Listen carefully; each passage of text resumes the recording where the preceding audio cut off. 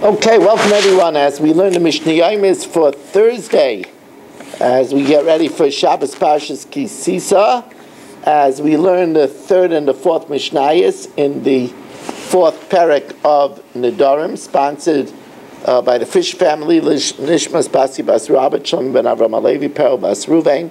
Then the Neshama should have an Aliyah. We're also sponsored Lila Nishmas Matzio Chaim ben Yaakov, Yomis ben Chayisar should have a full Shalem, Avram and Yom Bench, B'Malk Yudis and family should have Atzacha by Yoel Klugman and family, and a full Shalem for Meir ben Chayisar.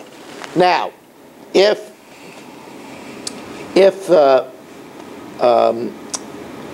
Shelley is not allowed to benefit for me, the Torah as Trumasai, I'm allowed to take off his Truma, or my Sraisav, and his Meiser Ledata with his knowledge. Of course, you can't be Torah without the owner's knowledge. He can't tell me to do it because he's benefiting that I'm following his instructions.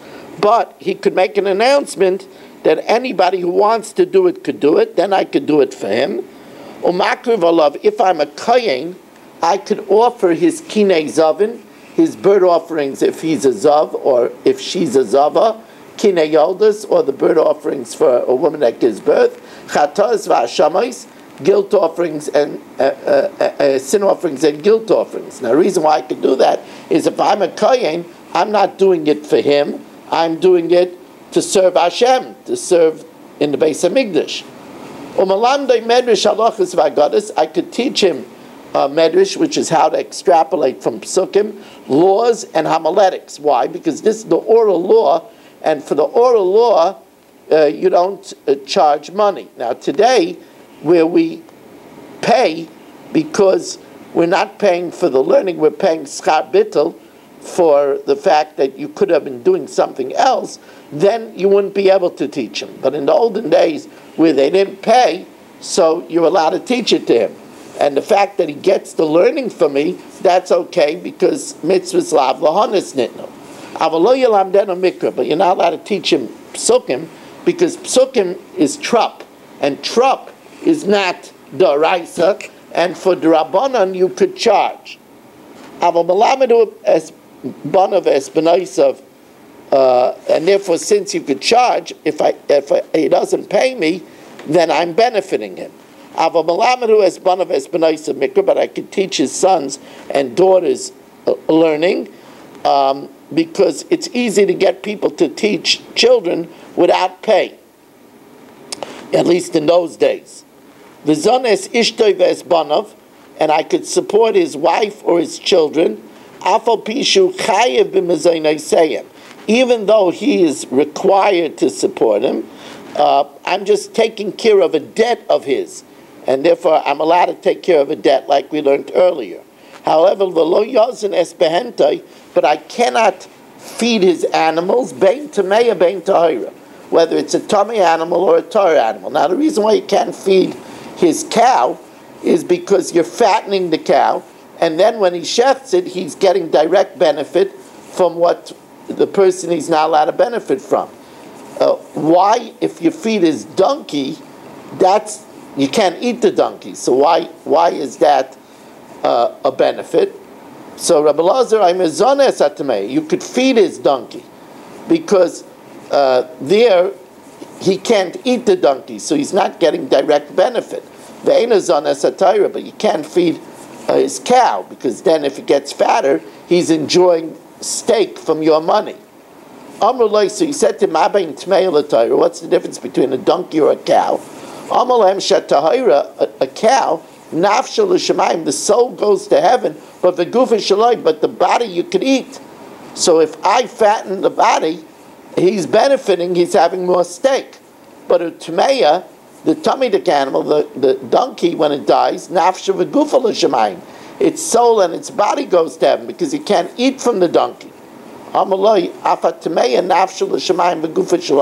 The body is his. Why? Because he could sell it to a guy, and he has more steak to sell, or he could feed it to his dog. He could sell it to a guy, or feed it to a dog. If let's say Chatzkel is not allowed to benefit from me, V'nichnas l'vakroi, and I go to visit him, I could stand, because that was done without pay. Avolo yoshev, but I can't sit there, because sitting there, people pay people to sit with a sick person, and therefore, if I don't take money from him, I'm giving him a benefit. Umerafayo refuas nefesh, I could heal him, but avaloi refuas hamaman.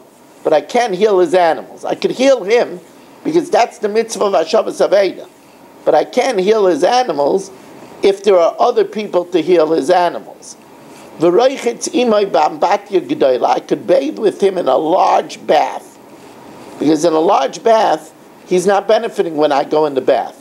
Not in a small bath, because in a small bath, when I go in, I raise the water level, and he benefits from that. I could sleep with him in the same bed. He's not getting any benefit from that. I could do it in the summer, but not in the winter, because then he benefits from my body heat. We could recline at a table on the same couch. Even in the winter, that's not considered a benefit. We could eat together. We're not afraid that I'll share with him some of my food.